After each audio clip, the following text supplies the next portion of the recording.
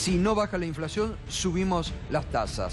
Se la mandó a Marcos Peña y hoy le devuelve Marcos Peña y le dice, mantenemos la pauta del 15%. Esta es la interna que hay en el gobierno por el tema inflacionario. Esto es lo mismo que se vio el mes pasado, Gato. Claro. Acordate cuando estalló mucho más fuerte esta interna entre el Banco Central y la jefatura de gabinete. El tema siempre es el mismo, es el ritmo de ajuste de la economía. Si lo van a hacer más de shock como quiere Sturzenegger, si lo van a hacer más gradualismo como plantea la jefatura de gabinete, pero volvemos a insistir, nadie piensa en moderar el aumento de las tarifas, nadie piensa en el gabinete. No, bueno, hoy lo negó.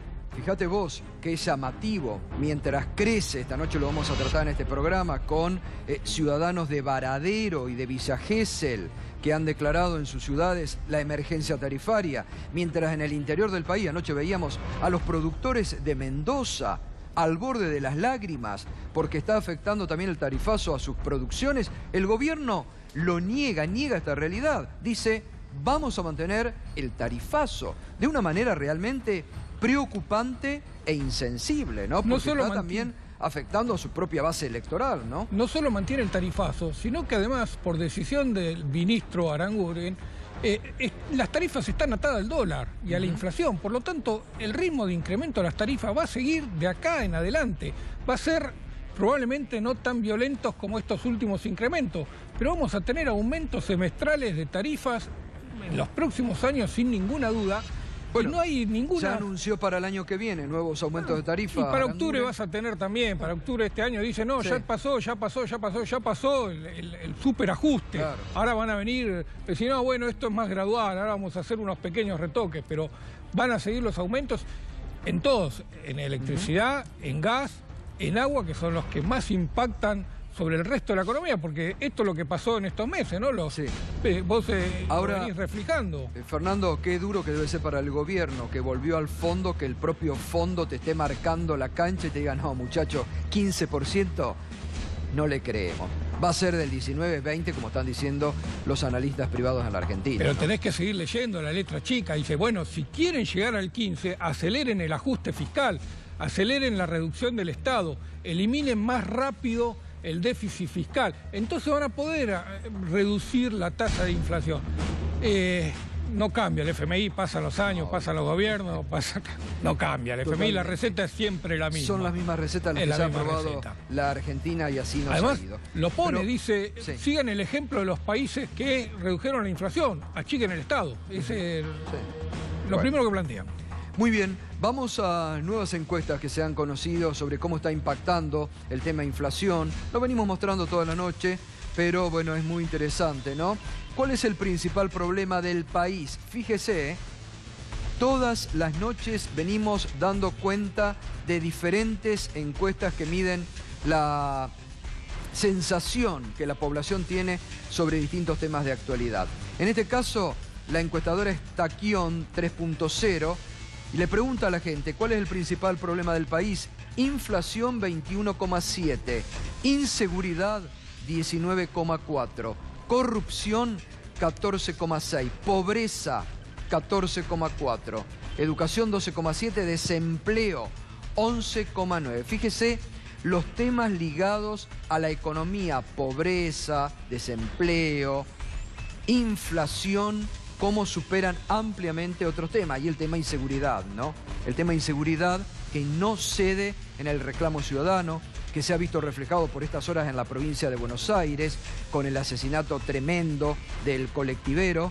También, fíjese, otra de las promesas de campaña de Cambiemos, que venían al terminar con la inseguridad, que tampoco la pueden manejar.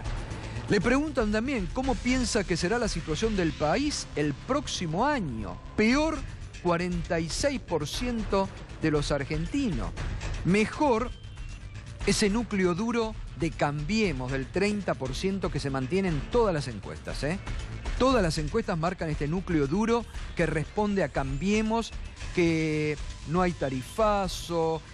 Es el núcleo duro que dice, bueno, hay que bancar esto.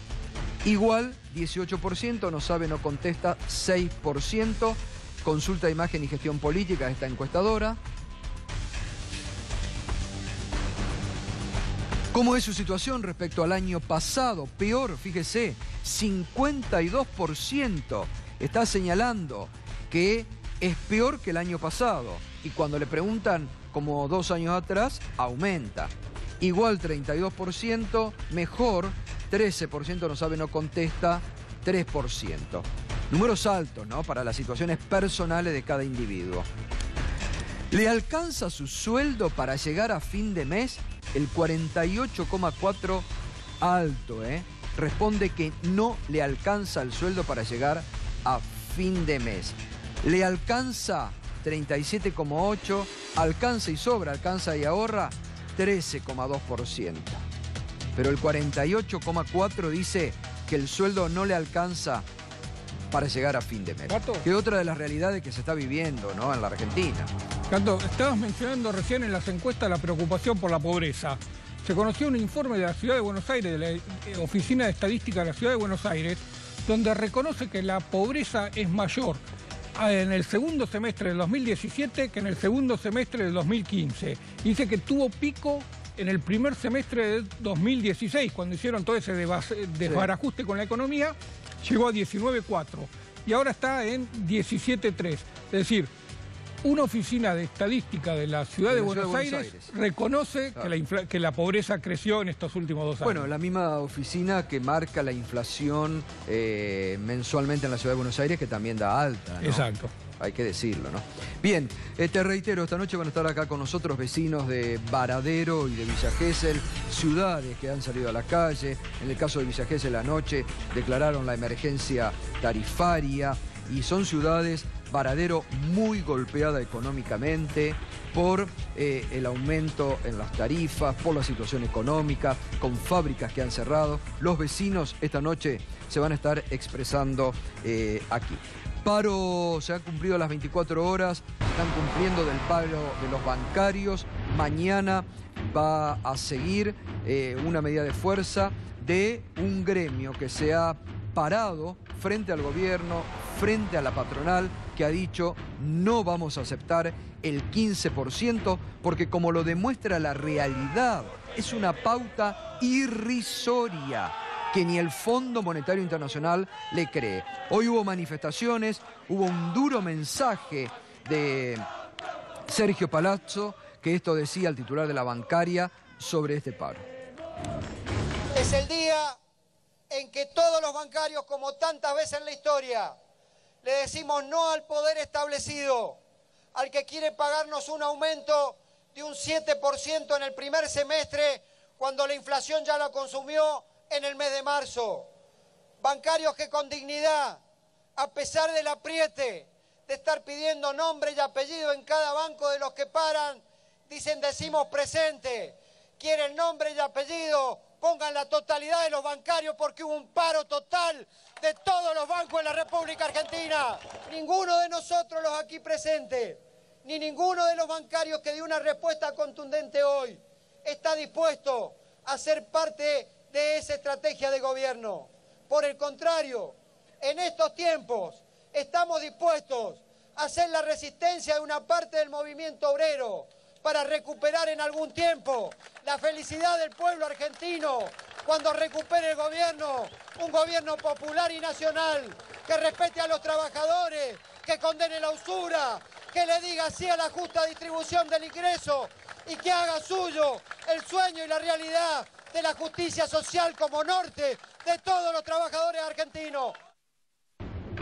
Sergio Palazzo, el que hablaba hoy en esta movilización nutrida, importante, recorriendo la City porteña. Se cumplió el primer día, mañana nuevamente paro de los bancarios, que realmente, usted fíjese, Fernando, el tema de los bancarios son el sector que más ha ganado en la República Argentina en estos últimos tiempos. Es irrisorio realmente lo que les están ofreciendo, 7%, un 9%.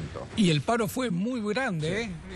Uno tuvo la oportunidad de recorrer los bancos y estaban todos cerrados y no hubo piquete, no hubo amenaza, no hubo bombas, nada. El trabajador bancario hoy decididamente paró. 7% le ofrecieron en el primer semestre, 5 y 3 en el segundo. Esto es lo que te demuestra que el salario este año va a perder contra la inflación todos los meses, ¿no? No hay vos ninguna fijate, duda. ¿no? El gobierno apuesta justamente a que la variable de ajuste este año sea el salario. El ajuste se va a hacer por vía del salario este año. Está claro, la política antiinflacionaria es bajar los salarios y subir la tasa. Y a partir de ahí, el resto son pequeños retoques. Menor consumo, pero el error, Gato, está en que no es el consumo lo que ha generado la inflación en estos años en la Argentina. Si uno ve la capacidad instalada que tiene la industria, están usándola en un promedio del 60, 64%, 65%. Podría crecer 10, 15, 20 puntos la producción nacional sin generar inflación. No lo hace porque no hay demanda. Y eso es lo que veníamos escuchando, Gato, de todos los pymes que vinieron, pasaron por acá. Dice, estamos produciendo menos unidades con costos mucho más altos por la suba de las tarifas, por lo tanto, dice, es imposible. ¿Y qué está pasando con los precios mayoristas? Que este es otro gran tema en el componente inflacionario. Bueno, hoy se conoció 1.9, subieron los precios mayoristas en marzo, acumulan 11.8% en el primer trimestre del año. ¿Te imaginas que todo eso va a derramar sobre los precios al consumidor? Lo habíamos visto en febrero con el alza tan fuerte que tuvo los precios mayoristas por el traslado de la inflación. Tenemos, fíjate, Fernando. Ahí tenemos lo que es 27.5 en el acumulado de un año, 11.8 en los 3 primeros meses y 1.9 en marzo. Hay algo muy notorio cuando uno abre el informe del INDEC y es el aumento de los productos importados. Si en algún momento el gobierno pensó que por abrir las fronteras, por destrozar la industria nacional y permitir la importación iba a dominar la inflación y bajar los precios, en el informe del INDEC se muestra que no. Los precios que más subieron el mes pasado tienen que ver con todo lo que son productos importados. Así que ni siquiera les vino ayudar para combatir la inflación esta política de apertura de la economía. Claro. Bien, ya vamos a continuar esta noche. Enseguida va a llegar Pablo Micheli, uno de los titulares de la CTA. Daniel Arroyo también va a venir, este diputado que realmente viene desde hace mucho tiempo advirtiendo sobre las condiciones de pobreza y deterioro social. Y vamos a ver también cómo está impactando el tema de las tarifas en la provincia de Buenos Aires. Con ello lo vamos a estar hablando enseguida. El 1 de abril pasado, lo recordábamos aquí, se cumplieron 8 meses de la desaparición, después aparición muerto lamentablemente, de Santiago Maldonado. ¿Se acuerda? Yo le voy a pedir, porque es muy importante, que hagamos un ejercicio de memoria. ¿Se acuerda cuando el gobierno, en una actitud que en muchos temas, el gobierno de Macri tiene una actitud muchas veces absolutamente negacionista? Lo tienen con el tema de los derechos humanos, pero cuando hay un problema que no pueden manejar a través de los focus group de Durán Barba, del relato que les arma Durán Barba o del marketing político, devuelven con algún relato mentiroso.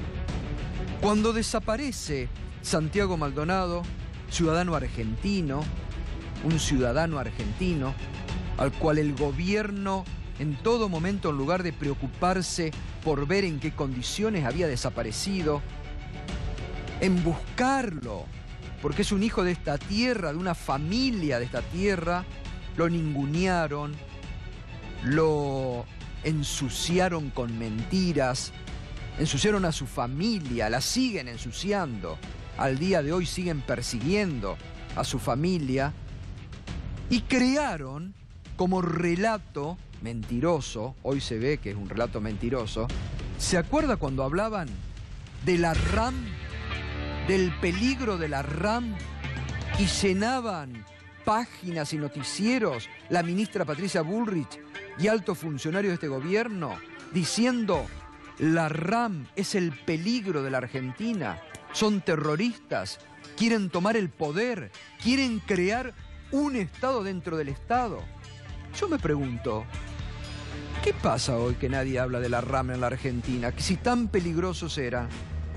¿Dónde están los subversivos, los terroristas a los que decían que le habían encontrado arma de grueso calibre? Lo mismo mintieron cuando asesinaron por la espalda a Rafael Nahuel, a un pobre tipo inocente, joven, que estaba buscando la forma de reencontrarse con sus ancestros. Un pibe fantástico, como lo pinta la comunidad de Bariloche, que se preparaba para laburar. Lo mataron por la espalda, lo asesinaron por la espalda las balas del grupo Albatros de la policía. Y ahí, otra vez, fue la RAM. Es el peligro que acecha a la Argentina. ¿Dónde está la RAM? ¿Dónde está? Bueno, ¿por qué traigo todo esto y hago un ejercicio de memoria con usted? Porque hoy, Página 12, Adriana Meyer, nuestra colega, que como nosotros no nos olvidamos de Santiago Maldonado y de muchas cuestiones que aún la justicia, lenta en este caso, debe esclarecer sobre el caso Santiago Maldonado, descubrió un video inédito de la gendarmería con las órdenes que le bajaban sobre los mapuches. Lo vemos, lo compartimos. Acá hay que quemarle toda la casa. Hay que patearle todo.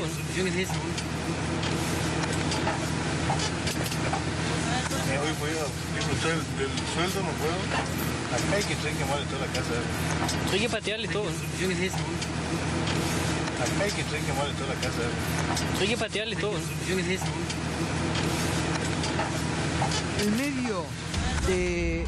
Nosotros le fuimos mostrando el año pasado los videos que la propia Gendarmería filmó, los videos cuando le decían las órdenes que bajaban, hay que tirarle al negro, fuego, ¿te acordás? Fuego al negro. Cuando los propios gendarmes decían fuego a los mapuches, ahora es revelador esto, porque los propios gendarmes están diciendo, la orden que es nuestra misión, hay que entrarles y quemarles las casas a esos, hay que patearles las casas.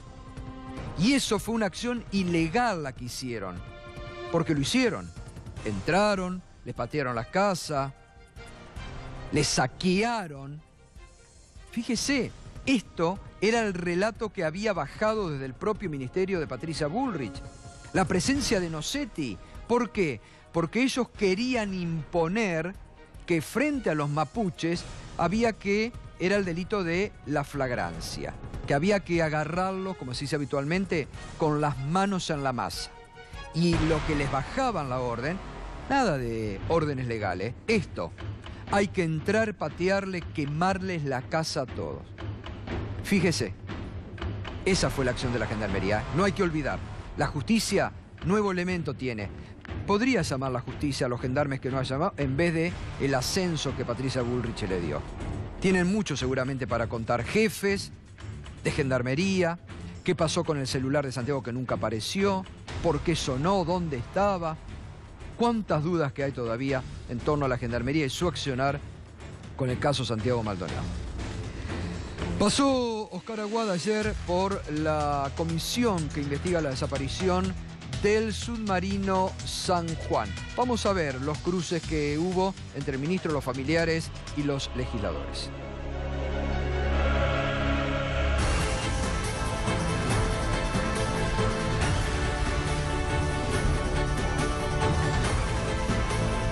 El que diga que no lo buscamos adecuadamente miente. Tuvieron fuerzas aéreas, embarcaciones y tecnología al servicio de la Argentina como jamás antes había visto en ninguna parte del mundo. ¿Sabe por qué, señora? Porque lo normal es que a un submarino no se lo busque más de 10, 15 días. Bueno.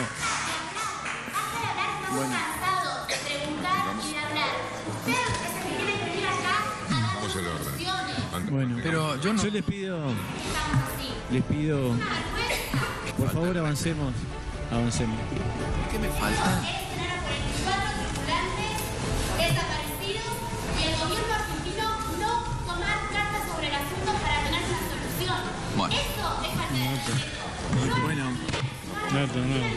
Son 44 héroes de la patria. Imagínense que el mar puede ser para ellos la tumba definitiva. El mar puede ser para ellos la tumba definitiva. Me digo que no me venga a decir que no dijo eso. No quise que usted se ofendiera. ¿Se acuerda el día que usted fue a la base, el primer día? Que dijo que estaban todos muertos. Desde ese día nos está faltando respeto. ¿Sí? Desde ese día nos está faltando respeto. Mi pregunta, señor ministro, es ¿por qué? ¿Por qué mienten?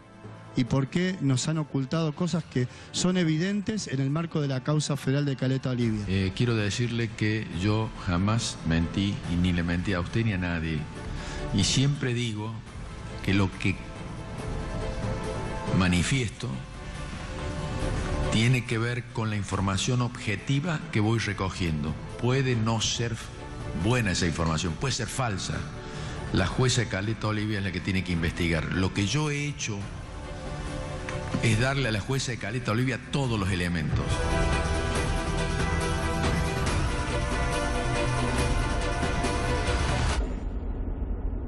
Bueno, hoy nuestro colega Andrés Klipan en el portal de Infobae mostró un nuevo documento revelador del 2017 que en las distintas calificaciones que iba a dar sobre aspectos, los distintos componentes del submarino en las inspecciones técnicas no estaban mostrando efectivamente un 100% de el estar bien de ese submarino.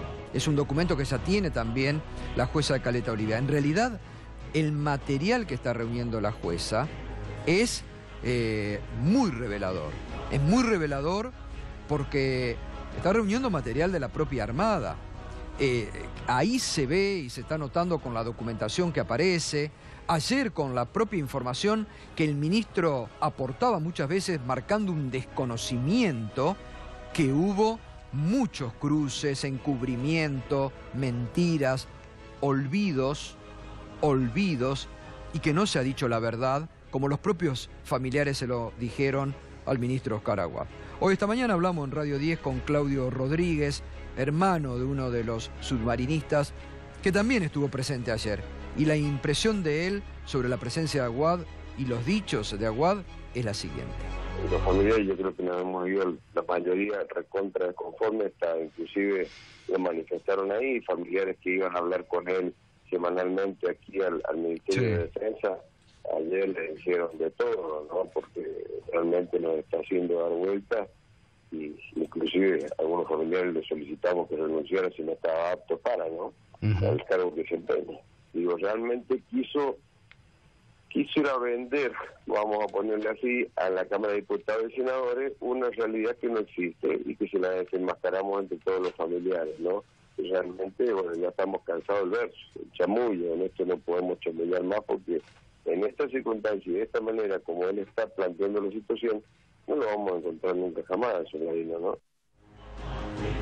Ayer el compromiso que el ministro, apurado por los familiares, urgido por la demanda de los familiares para que sigan buscando al submarino San Juan, tarea que en este momento no se está realizando, hay que decirlo, prometió que en los próximos días finalmente van a contratar a un equipo especial para buscar, para retomar las tareas de búsqueda del submarino San Juan. En realidad el gobierno tiene dos propuestas. Hace 10 días atrás nosotros hablamos, ¿se acuerda? Con uno de los empresarios que está en Estados Unidos, en la Florida, que él se comprometió y dijo yo, en 100 días encuentro el submarino San Juan. Hay dos propuestas, se las vamos a recordar, ¿no? Las dos propuestas que tiene el gobierno. Hugo Marino, el CEO de CIA, es un equipo de 8 ingenieros especializados, con equipamiento tecnológico, con capacidad para sumergirse a más de 1000 metros de profundidad. Con él estuvimos hablando, ¿no? Plazo de búsqueda, 100 días, comenzaría en 5 semanas. Contrato, $3.800.000, pide un anticipo del 10%.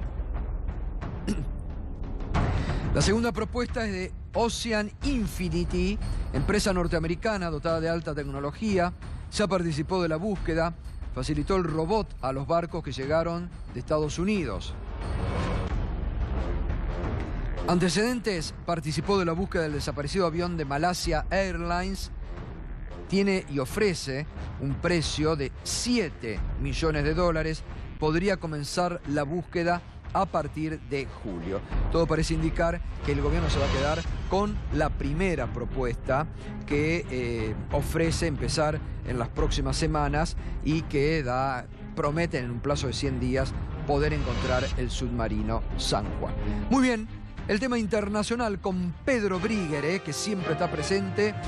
Lula, desde la cárcel, y una carta, Pedro, ¿no? Efectivamente, Gustavo, vamos a hablar de varias cartas, pero una carta que le envió Lula da Silva a sus seguidores, al mundo, planteando que está indignado, pero tranquilo. Veamos algunos fragmentos de la carta que recopilamos. La carta no es larga, fue leída por la presidenta del Partido de los Trabajadores, Gleisi Hoffmann. Ahí lo tenemos. Yo lo escuché a ustedes cantando. Estoy muy agradecido por la resistencia y la presencia de ustedes en este acto de solidaridad. Vamos a la segunda placa. Tengo la certeza de que no está lejos el día en que la justicia valdrá la pena. Y agregó, reitero, estoy tranquilo, pero indignado. Por supuesto que sigue causando conmoción la detención de Lula da Silva. Por eso el Premio Nobel de la Paz, Adolfo Pérez Esquivel, escribió una carta oficial pidiendo el Nobel de la Paz para Lula da Silva. Recordemos que no cualquiera puede pedir al Nobel de la Paz, o sea, pedir a Suecia que efectivamente le otorguen al Comité Nobel, así se dice, que le otorgue el Premio Nobel de la Paz a alguien. Lo puede hacer un grupo muy privilegiado de gente, entre ellos aquellos que ya recibieron el Premio Nobel de la Paz. Vamos a la tercera carta. Esto es un papelón en España del Partido Popular, pero uno de los más increíbles de los últimos tiempos. La presidenta de la Comunidad de Madrid se llama Cristina Cifuentes. Ella mintió diciendo que había cursado una maestría. Bueno, resulta que era todo trucho. Ni la maestría, ni las notas, nada de nada. No le doy los detalles porque son realmente escabrosos. Lo insólito es que ahora decidió... Bueno, estuvo en el medio de la polémica, muy interpelada, incluso en la comunidad madrileña, ¿no? Efectivamente, pero no renunció al cargo, renunció al título que no había obtenido. Le escribió una carta al rector de la Universidad Pública, Rey Juan Carlos, donde dice que renuncia al título.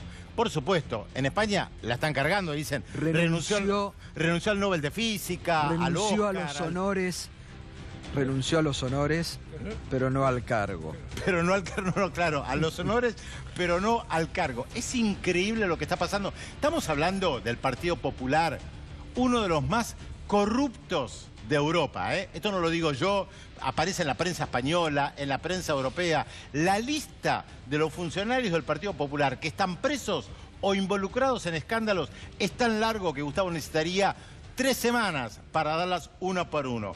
Pero además de Cristina Cifuentes, a quien vemos aquí, hay otro involucrado que se llama Pablo Casado, que también mintió en su currículum diciendo que había cursado algunas maestrías, algunos doctorados, todo trucho. A ver, doctorarse no es algo sencillo. Uno puede decir que tiene el título de doctor o que cursó cursos de doctorado. No es algo sencillo. Por lo general hay que ir a clase, presentar trabajos, presentar un trabajo final. Pero bueno, Pablo Casado, Cristina Cifuentes son hoy noticia en España. Y algunos piensan, Gustavo, que el Partido Popular es un modelo de partido. Muy bien, para la Argentina hay que decir que Macri tiene el modelo del Partido Popular. Bueno, por eso dije algunos, como yo no hablo de política nacional, te lo dejaba vos. Aznar.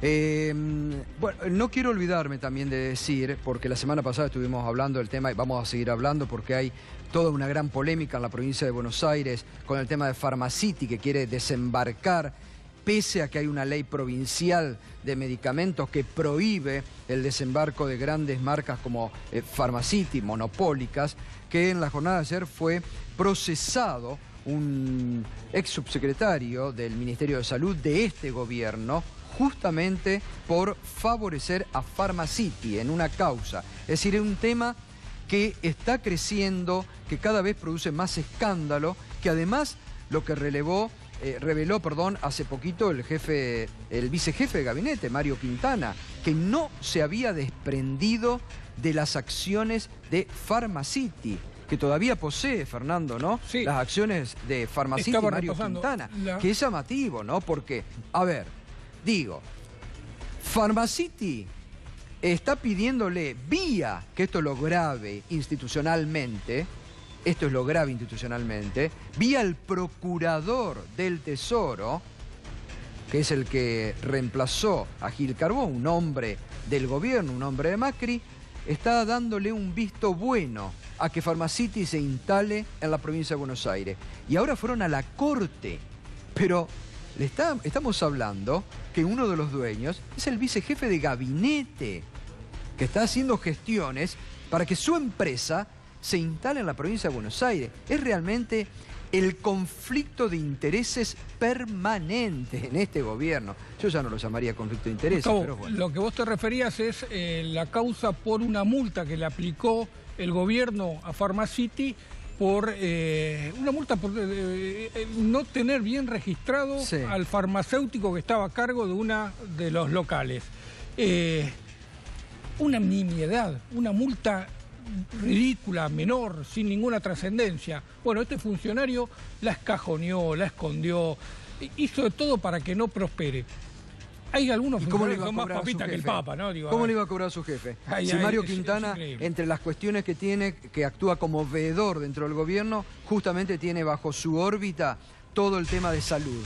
PAMI, Ministerio de Salud. Claro, ¿cómo le iba a cobrar a su jefe? Bueno, y ahora la causa de la provincia de Buenos Aires, recordemos, la ley en la provincia de Buenos Aires lo que prohíbe es a las sociedades anónimas ser dueñas de farmacia en territorio bonaerense. Claro. La ley dice quiénes son los que pueden tener dueños, no figura las sociedades anónimas. La Pharmacity fue a la provincia de Buenos Aires y la Corte Suprema bonaerense validó la ley. Por lo tanto fue ahora la Corte Suprema de la Nación y dice, bueno, esa ley bonaerense es ilegal. El procurador le da la razón. Ahora tienen que decidir los jueces de la Corte Suprema. Hay dos que se excusaron. Dos. Rosencasen y Rosati se excusaron. Bueno, quedan para definir. Porque los representaba, ¿no? Exacto. Quedan para definir. Maqueda, que uno asume que puede tener una posición contraria al pedido. Hayton de Nolasco, muy presionada por el gobierno con el tema de su edad. Exacto, que ya ha tenido algunos fallos que le han sido favorables al gobierno. Y Lorenzetti, que está con el fuego cruzado del tiene que decidir político. Un voto a favor, un voto en contra. Lorenzetti es el voto que decidiría si Pharmacity puede entrar o no en la provincia de Buenos Aires. Bueno, imaginás, ¿no? El voto de Lorenzetti. Aprovecho que está Daniel Arroyo, que es diputado de la provincia de Buenos Aires. Esto es un escándalo realmente, ¿no? Es un escándalo en dos sentidos. Uno es en el conflicto de intereses, en cómo fueron avanzando, en cómo el gobierno de la provincia parecía que quería evitar que entrara Pharmacity y después se corrió y está fomentándolo. Sí, no se escucha nada del gobierno. No, y dejó que fuera hasta la Corte para que lo definiera. Es un conflicto de intereses brutal. Y el otro es que el modelo Pharmacity destruye a las pequeñas farmacias. La provincia de Buenos Aires es un conjunto de pequeñas farmacias, muchas de las cuales están obligadas a trabajar 24 horas y donde uno cerca de su casa tiene un lugar donde ir, un farmacéutico, un esquema donde poder trabajar. El modelo de concentración que lleva adelante el gobierno en todo, lo quiere llevar en los medicamentos, que es exactamente donde no habría que hacerlo. Me parece que no solo hay un tema de conflicto de intereses, altera la vida cotidiana, sobre todo en lo más importante que es el tema de los remedios. Ahora, Daniel, ¿no es un caso de corrupción también hablar que el vicejefe de gabinete sigue teniendo acciones en esta empresa y que el gobierno está interesado y que el procurador le da vía libre en contra de una ley? ¿No es demasiado obvio todo? Sí, yo creo que hay que dejar los eufemismos y llamar corrupción a lo que es corrupción. Si alguien está presionando dentro del gobierno por una empresa que es propia, eso es corrupción. Si alguien es secretario de comercio y en vez de controlar los 11 productos de la canasta básica está pensando en la rentabilidad del supermercado, que tiene intereses, eso ya no es conflicto de intereses, porque conflicto de intereses puede ser un rato, es corrupción. En el caso de los combustibles, si el que tiene que controlar los combustibles libera el precio del combustible, está sacando cuenta de cuál es la rentabilidad de esa empresa y no pensando en los argentinos, ya estamos hablando de corrupción. Yo creo que tenemos un nuevo esquema de corrupción, que no es que solo que están de los dos lados del mostrador, sino que las áreas estratégicas del Estado, alimentos, medicamentos y combustible. Los 3 lugares más importantes están colonizados por intereses muy concentrados, muy claro, están por los favoreciendo dueños. la concentración económica. Sí, pero clarísimo. los propios dueños, Los propios dueños son los que supuestamente tienen... Un secretario de Comercio debería tener la camiseta del Estado y debería controlar el valor de los alimentos y así cada uno. Es decir, se han apoderado de lugares estratégicos del Estado para sus intereses particulares. Bueno, y se viene mañana un ruidazo nacional a partir de las 20 en todo el país para protestar por las tarifas impagables. Se viene el jueves a las 19, el próximo jueves, aquí en la ciudad de Buenos Aires, una marcha de las velas también para protestar. Pablo Micheli, buenas noches. Ustedes están realmente auspiciando esta movilización del próximo jueves, ¿no? Sí, las mismas organizaciones... Buenas noches, ¿qué tal? Buenas noches. Las mismas organizaciones que llevamos a cabo el 21 de febrero, que se decía que era un acto para salvar a Moyano de la justicia.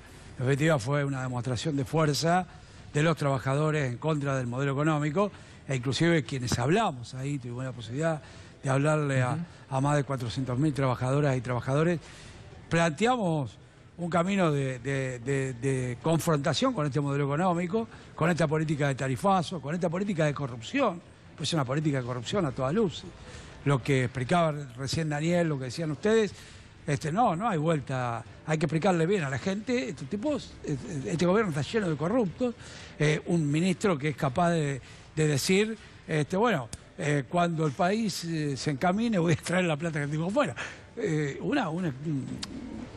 Una tomada de pelo al pueblo argentino.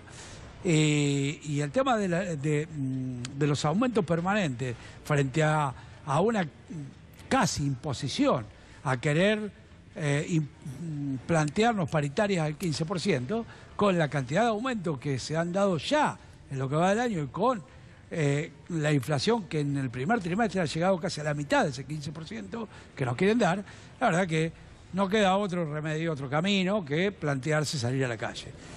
Esto es lo que hemos discutido con los compañeros de la CTA de los trabajadores, con el sector del moyanismo, que algunos están todavía dentro de la CGT y otros están fuera de la CGT, pero que están dispuestos a seguir sosteniendo este espacio común que tenemos en el sindicalismo, con los movimientos sociales, con las pymes, con los clubes de barrio, con las cooperativas, que están recontra afectadas por lo que significan las tarifas de luz, de gas. Por eso de agua. marchan el jueves a las Entonces, 19. Mañana va a haber un ruidazo que se viene haciendo ya en los barrios de la capital y en varias ciudades de la Argentina. Y el jueves convocamos una marcha de velas.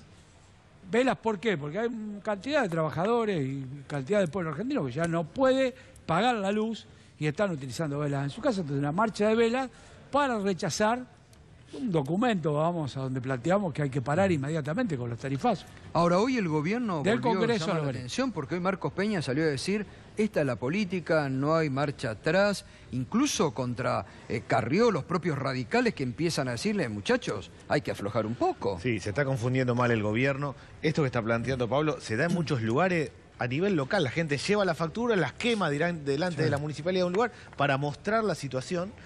Nosotros mañana en la Cámara de Diputados vamos a hacer un pedido de sesión especial para volver atrás, como mínimo para volver al 31 de diciembre, o sea, evitar los aumentos que hubo este año y que si hay futuros aumentos de tarifas, nunca aumenten más que los salarios. La verdad que se está pasando de castaño oscuro.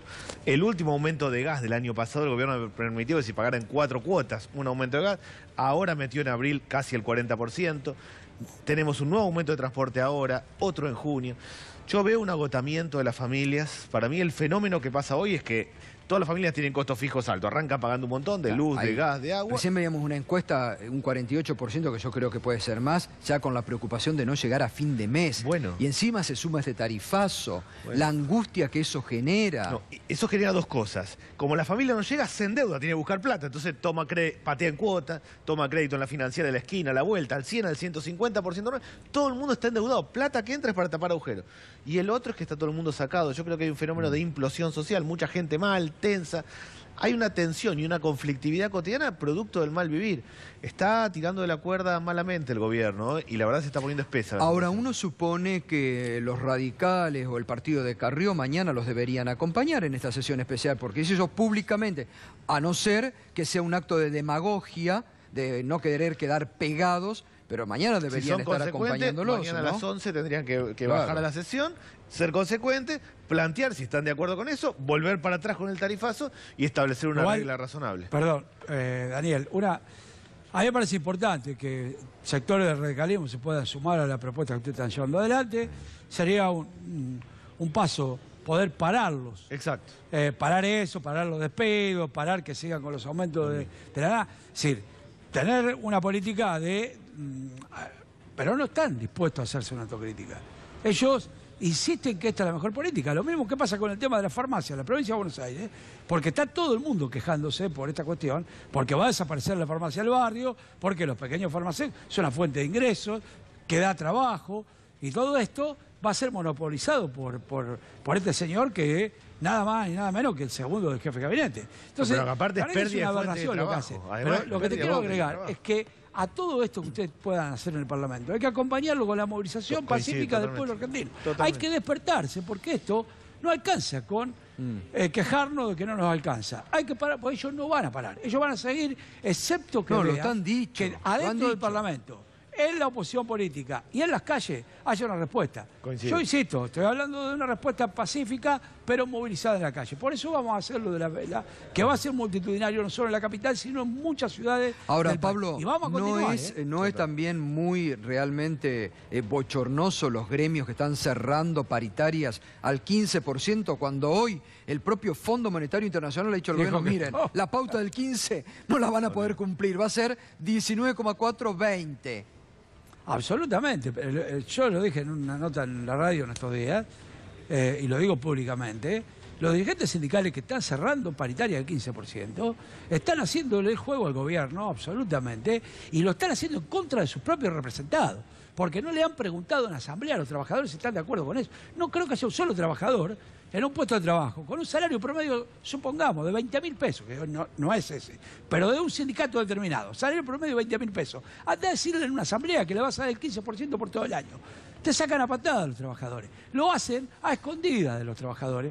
Lo hacen en un acuerdo con el ministro de Trabajo y con el gobierno y firman sin dar explicaciones. Pues si tuvieran que dar explicaciones, no pueden firmar esa barbaridad. No, yo ahí rescato a los gremios que están peleando y en particular a los docentes que tienen tanta presión. lo bancan, mediática, que le están La peleando. dignidad de los docentes. Que le están peleando. Hay que destacar la dignidad de los docentes, los bancarios que Absolutamente. están enfrentando a un poder tremendo. Lo que gana la banca en este país. Bueno, los le están bancos. ofreciendo 7%. Pero, y le quieren dar Si un algo está momento claro que si es por irrisorio. productividad o No, eso es una rentabilidad, el provocación. sector financiero. Es una provocación. Es una provocación. Eso está preparado para poner ante la sociedad que los bancarios tienen buen sueldo y como tienen buen sueldo, ¿por qué tienen que pedir un aumento salarial superior al 15% que ofrece el gobierno o al 9% que ofrecen los bancos? La verdad que no cuentan en serio, y este gobierno tampoco lo hace, a la sociedad argentina cuál es la ganancia que tienen normalmente los bancos. Totalmente. en nuestro país. Ahora, Daniel, ¿cómo se entiende también cuando el gobierno dice, no, estamos bajando la pobreza frente a lo que ustedes están comentando, la realidad que se vio en la provincia de Buenos Aires,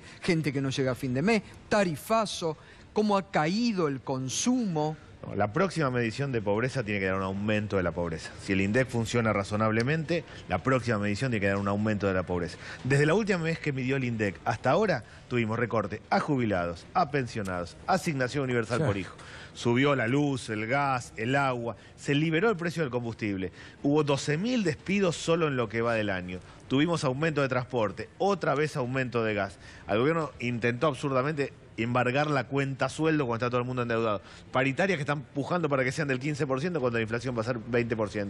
Hoy, claramente, los argentinos están peor que hace 5 meses. Cualquiera puede discutir si a fin de año el gobierno volcó dinero en el medio de la campaña electoral.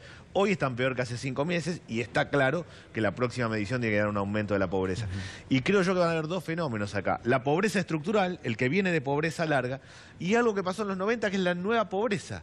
El que no es pobre para la estadística, porque tiene casa, tiene las condiciones, pero no le alcanza. Y como no le alcanza, o se endeuda o se va a vivir con los padres. El fenómeno de la década del 90 fue la movilidad social descendente. El que con trabajo se iba cayendo y se iba haciendo pobre con trabajo. Para mí, ese es el fenómeno que tenemos hoy. Ese famoso bienvenida clase media que estaba colgada. Absolutamente. en los ¿Qué barrios. es? Cuando va el censista, no va a ser pobre la familia porque tiene las condiciones en la vivienda, todo. Tiene trabajo, pero no le alcanza. Y como los costos fijos son tan altos hoy, objetivamente, hay muchas familias que no les alcanza. Igual mucha de esa clase media todavía sigue metida por toda la propaganda y por todo lo que se trabaja sobre la conciencia, el sentir de la gente, es la falsa contradicción que, bueno, defendemos este gobierno porque aquel anterior fue tan corrupto, entonces lo meten en esa falsa contradicción y la clase media todavía sigue, en gran parte, apoyando a este gobierno. Claro, yo lo que eso digo sí es que culpa deberían... nuestra. O sea, nosotros tenemos que construir una oposición unida y amplia. Claro, deberían humildemente... Eso sí, claro. ahí está bien la autocrítica, ¿eh? No, porque ahí, digamos, la dirigencia, hay una dirigencia política y gremial y tal vez empresarial en la Argentina que hoy está ausente. Está ausente frente a la demanda de la sociedad. Nosotros fragmentados.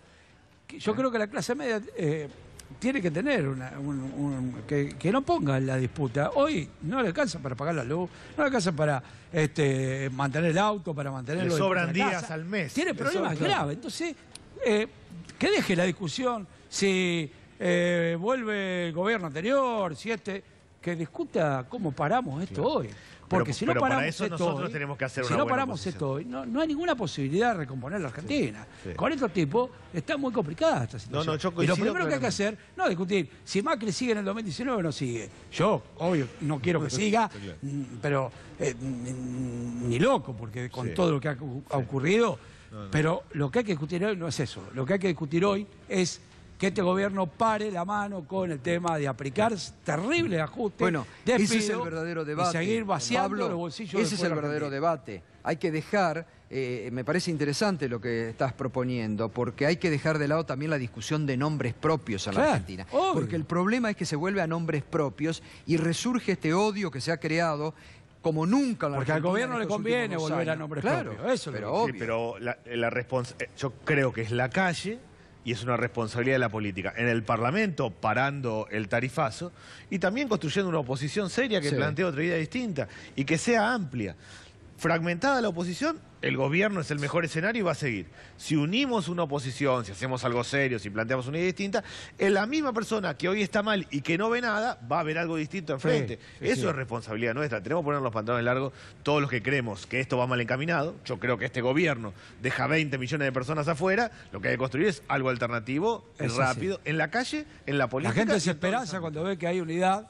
Claro, hay quienes plantean políticas contrarias a este ajuste brutal que se está dando. Totalmente. Pero cuando ve dispersión, cuando no ve continuidad de defensa de su reclamo, también hay una gran incertidumbre. No, y lo peor es el enojo después generalizado, ¿no? Lo peor es el que se vayan todos o cargar la bronca contra toda la dirigencia, que eso es lo que hay que tratar de evitar en la Argentina. No, y eso genera hoy, ¿no? violencia cotidiana. El que está mal sacado, se cruza con alguien, se pelea, cualquier cosa termina a los tiros o a los golpes. Hay una cosa de tensión social que tiene que ver con estar mal todo el tiempo. Uno está mal todo el tiempo y cualquier cosita en la calle termina a los tiros o a los golpes. Hay un mal vivir fuerte, ¿eh? Bueno, anoche nosotros estuvimos aquí productores de Mendoza, ¿no? Es increíble lo que se está haciendo, que se esté importando tomate, que se esté importando vino a granel desde Chile, en el país del vino, donde el vino es la bebida nacional, y el gobierno está auspiciando esas importaciones que está matando, aniquilando las economías regionales realmente. No, están destrozando el país esta gente. Están destrozando el país. Sí, en realidad esto crece en base a soja, minería, sector financiero y salarios bajos. El modelo del gobierno es, la economía crece en base a soja, minería, sector financiero y salarios bajos, va a crecer la economía y va a crecer la pobreza. Ahora es un modelo al que le quedan 20 millones de personas afuera. El problema que tiene es que ya ni siquiera generan divisas con esos sectores, porque la apuesta estaba a generar dólares con el agro, con la minería y con el turismo, y no les dio resultados. No, y la sequía complicó, y de hecho están pensando en importar soja, lo que sería otra cosa, casi Daniel, absurdo, el tema del aumento de las tasas de interés, que están anunciando que si no pueden bajar la inflación, otra vez van a aumentar. Eso también genera pobre, porque absolutamente. eso es un desastre. Paraliza la economía, y empeora. Van a priorizar, seguir consolidando una política de Ahora, eso, como lo comentábamos, esos son mensajes de la interna, porque lo de Sturzenegger de ayer fue un mensaje a la jefatura de gabinete por la interna que tienen entre ellos. Claro, pero lo que pasa es que mientras pelean la interna, hay un montón de 4 millones de argentinos tratando de pelear la diaria. ¿no? Digo, pero es así. El gobierno puede pelear su interna, el problema es la vida cotidiana. Totalmente. Y está fea y pesada. Bueno, gracias Pablo, como siempre. Gracias, Daniel. Nos vamos a la primera pausa. Enseguidita te vamos a mostrar, vas a escuchar al senador nacional de Cambiemos, Eduardo Costa, al filo del delito, pidiendo que le suban el precio a la obra pública. ¿Con qué objetivo? ¿Quién es el senador Eduardo Costa? ¿Qué hay detrás de su figura? Además ser el esposo, ¿no?, de una denunciadora serial como la diputada Zubik, que uno se preguntará después lo que vamos a ver. ¿Lo va a investigar a su propio marido? Un senador al filo del delito, enseguidita. Lo vas a ver, lo vas a escuchar y lo vas a ver aquí en Minuto 1. Un senador de Cambiemos al filo del delito. Enseguida vas a ver, vas a escuchar al senador nacional de Cambiemos por la provincia de Santa Cruz pedir que le suban el precio a la obra pública en su provincia. ¿Qué se esconde detrás de ese pedido? ¿Quién es Eduardo Costa?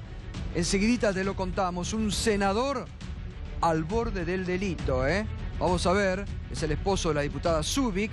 Vamos a ver si la diputada Zubik, que se caracteriza por ser una denunciadora serial, presenta también o pide una investigación sobre su propio marido y sobre su propia familia. Por eso nos podés acompañar con el hashtag Subile el precio. Enseguidita te vas a enterar de qué estamos hablando. Además, esta noche los temas que tenemos para desarrollar: los sobreprecios de Costa, el tarifazo no se toca, lo dijo hoy el jefe de gabinete Marcos Peña, pese a la resistencia popular que se está originando. Y además, alerta a inflación contra los pronósticos de la Argentina, de los propios economistas del gobierno como Carlos Melconian. Hoy el Fondo Monetario Internacional también dijo que no le cree al gobierno de Macri sobre la pauta del 15% y señaló que la inflación de este año va a rondar el 19,5%, ¿eh? El fondo tampoco le cree al gobierno, lo dice hoy Clarín, en la sección Economía. Estima una inflación anual del 19,2% y el organismo además disminuyó la expectativa de crecimiento de Argentina por la sequía. El fondo, se puede decir, también, Fernando, aprieta al gobierno de Mauricio Macri para que asuma realmente para que un acelere ajuste más severo, ¿no? Para que acelere el proceso Claro. de ajuste, claramente. Digo, es lo que veníamos planteando, Gato. El fondo nunca es neutral, siempre tiene con el mismo discurso. Viene a decir, sube la inflación, bueno, hagan una mayor recesión porque es la única forma hoy de que tiene la Argentina de parar la inflación. Y hay que tener cuidado porque las recetas del fondo no son solo generar la recesión para bajar la inflación. La receta del fondo incluye siempre ajustes sobre todos los sectores de la economía. Seguramente en algún momento van a decir, bueno, tienen que generar mayor ahorro interno, y ya sabemos lo que pasó en la década del 90 cuando propusieron generar ahorro interno y nacieron las AFJP. Ahora, ¿por qué decís esto? Recién en el corte me estabas advirtiendo sobre algo que en este informe el fondo desliza sobre este aspecto que estás diciendo. Lo que pasó el año pasado con la economía argentina es que el déficit de la balanza de pago, el déficit de los dólares que ingresaron y salieron del país, rondó los 20.000 millones de dólares, mucho más de lo que se esperaba, fue como 25% más de lo que calculaban que iba a pasar. Y todo porque la apertura de la economía generó un déficit comercial muy alto y porque la libertad para las empresas de girar dólares al exterior hizo que se los llevaran todos. Estaban todos los dólares que tenían en la Argentina, se los llevaron todos. Eso generó un déficit muy fuerte de dólares en la Argentina. Y si eso se sostiene en el tiempo, va a ser el principal factor de inestabilidad para este gobierno, la falta de dólares. La sequía está generando menores dólares del campo. El turismo, en vez de generar dólares, está generando que se vayan los dólares. Hay más argentinos que salen al exterior que turistas que vienen a gastar dólares en el país. Entonces el fondo dice, ojo que están gastando muchos dólares, ojo que este ritmo de endeudamiento para financiar la fuga de divisas no es sostenible, claro. Ojo que en algún momento van a tener que ajustar también por acá.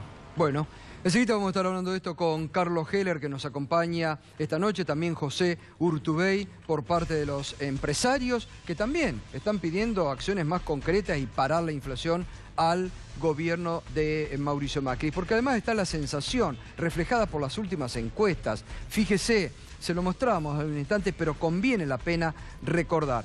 Mire la percepción de la gente cuando salen a encuestar y le preguntan, por ejemplo, ¿cuál es el principal problema del país? El 21,7% responde, cada vez más alto, la inflación. Después le sigue la inseguridad, con el 19,4%, corrupción 14,6%, pobreza 14,4%, educación 12,7% y desempleo 11,9%. Atención con el tema de corrupción, porque cuando la gente percibe corrupción, también es sobre el gobierno actual, porque se lo están preguntando sobre la actual condición que se vive, ¿eh? Atención con ese dato para el gobierno. También le preguntan a la sociedad cómo piensa que será la situación del país el año próximo. Peor, el 46%, mejor 30%, igual 18%. Hay otra más sobre cómo es su situación respecto al año pasado. Peor, 52%. Y cuando le preguntan 2 años atrás, sube a más del 60%. Los argentinos, en más del 60%, opinan que está peor que hace 2 años atrás. Cuando el gobierno hablaba de la pesada herencia, sin embargo, los argentinos decían, nosotros hace 3 años atrás estábamos mejor que hoy. Lo dice una amplia mayoría de argentinos. ¿Le alcanza su sueldo para llegar a fin de mes? Ojo con este dato, ¿eh?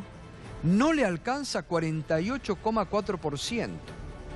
Le alcanza 37,8% y solo un 13,2% dice que le alcanza y le sobra.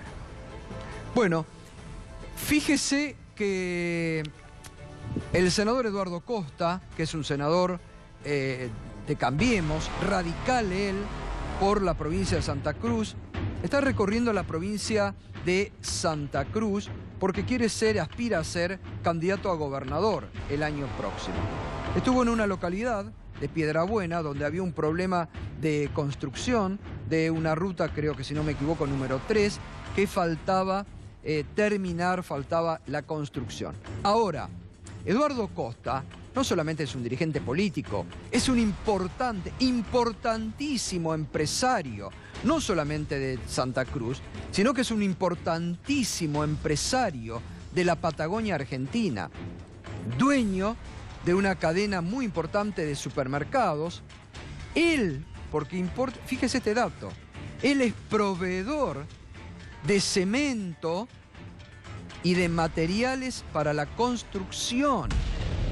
¿Por qué le voy diciendo esto? Porque tiene que escuchar con atención lo que en una entrevista que le hacen al senador Eduardo Costa sobre por qué no avanzaba en determinada obra pública o por qué no se agilizaba cierta obra pública que depende de Vialidad Nacional de la provincia de Santa Cruz, esto respondía al borde del delito del senador Eduardo Costa.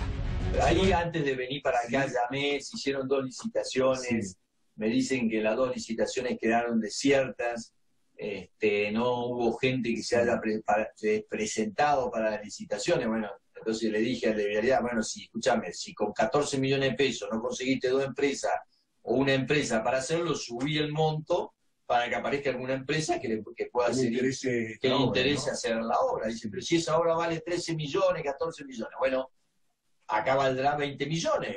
Levanta el valor porque necesitamos reparar. Levanta el valor. El senador Eduardo Costa, un funcionario público que le dice a Vialidad Nacional, mira, si por 13 millones no conseguí que te hagan la obra, y vos decile que ofreceles 20 millones, está ofreciendo sobreprecio. ¿O entendí mal, Fernando? Sí, la obra estaba evaluada en 14 millones, como fue 2 veces a licitación y no hubo oferentes, lo que plantea el senador dice, bueno, subí el precio. Ahora eso lo que está demostrando es la cartelización que hay en la contratación de empresas para realizar obras. Claramente, si nadie se presentó a esa licitación es porque hay un acuerdo de las empresas de decir, no, a este valor no te la hacemos.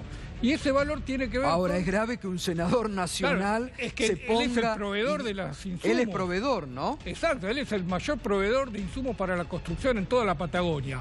Por lo tanto, te imaginas que quien va a hacer la obra ahí seguramente va a depender de los insumos que le va a ofrecer Costas a través de sus hipertehuelches, que es la cadena de supermercado, investigada por lavado de dinero. Todavía debe rendir algunas cuentas en la justicia el senador por el manejo de esta cadena de supermercado.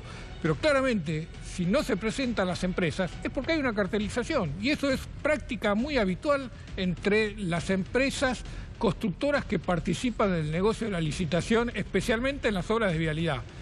Bueno, me imagino que la coalición cívica, su esposa, la diputada Mariana Zubik, que denuncia continuamente también sobre presos en la obra pública, ya estará mano a las obras. Escúchelo, escúchelo, es un senador nacional, pero además dice, yo hablé recién con la gente de Vialidad Nacional, involucra a Vialidad Nacional en este sobreprecio. Escúchelo. Ahí antes de venir para acá llamé, se hicieron 2 licitaciones, me dicen que las 2 licitaciones quedaron desiertas.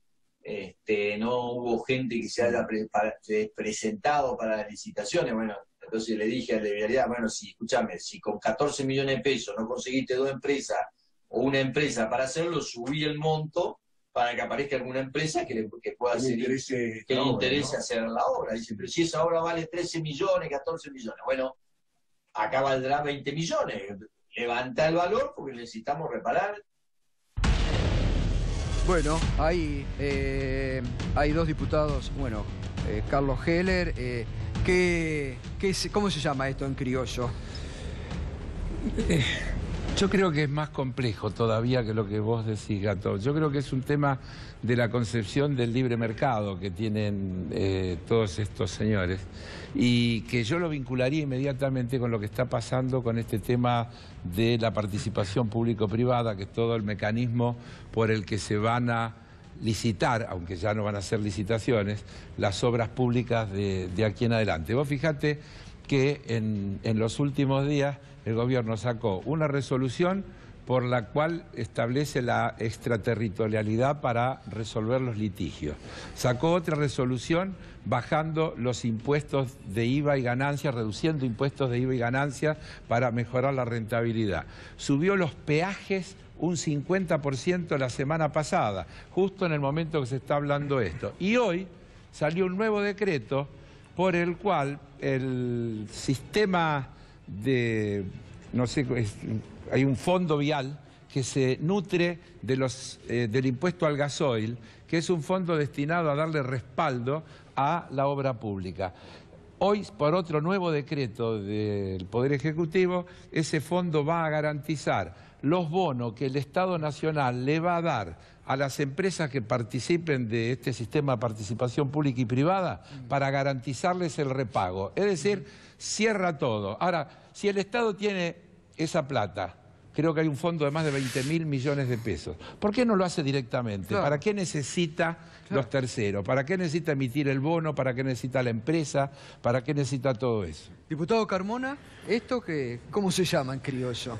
Bueno, los conflictos de intereses también valen para los diputados y los senadores. Claro. Aquí estamos ante un caso de evidente conflicto de intereses de un senador que como senador tiene la posibilidad de utilizar su lugar para influir en la toma de decisiones de cosas que después va a terminar pagando el pueblo de Santa Cruz o el pueblo argentino, ¿no? Habíamos charlado alguna vez, Gustavo, sobre la necesidad de reformar la ley de ética pública e incorporar definiciones mucho más claras en materia de conflictos de intereses. Y este tipo de situaciones hay que contemplarlas, no están expresamente, claramente contempladas en la ley de ética pública. Muy bien, hoy dialogábamos en Radio 10 a propósito de esta confesión del senador Eduardo Costa con el periodista Sebastián Premisi, que viene realizando desde hace tiempo investigaciones, no se saben, no han salido a la luz, porque además a Costa se lo está investigando por presunto, vamos a decir, como somos responsables nosotros, no como muchas veces califican, por presunto lavado de dinero, asociado a una empresa radicada en la República Oriental del Uruguay, sobre el cual se habrían hecho toda esta maniobra de un presunto lavado de dinero. Sebastián Premisi esto decía esta mañana en Radio 10. La verdad que bastante sorprendidos de esto, no sé si fue un sincericidio del senador Eduardo Costa o es habitual y se fue de boca y dijo algo que era habitual, ¿no? Pidiendo sobreprecio. Son dos, sí, creo que son las dos cosas a la vez, un sincericidio y suele irse de boca. En su momento, en una convención radical, pidió apretar a la justicia y ahora hablando de sobreprecios en la obra pública, con el dato de que él es proveedor de insumos de la construcción. Digamos, debería accionar algún fiscal de hecho, buscando la licitación. Es una licitación pública que quedó desierta, pero debería investigar, saber quiénes habían sido los oferentes de esa licitación para ver el trasfondo. ¿Se estaba refiriendo a una licitación en particular? Se estaba refiriendo a una licitación en particular sobre la Ruta 3 a la altura de la localidad del Comandante Luis Piedrabuena. Sí, era una licitación particular. Por eso... Más grave aún, ¿no?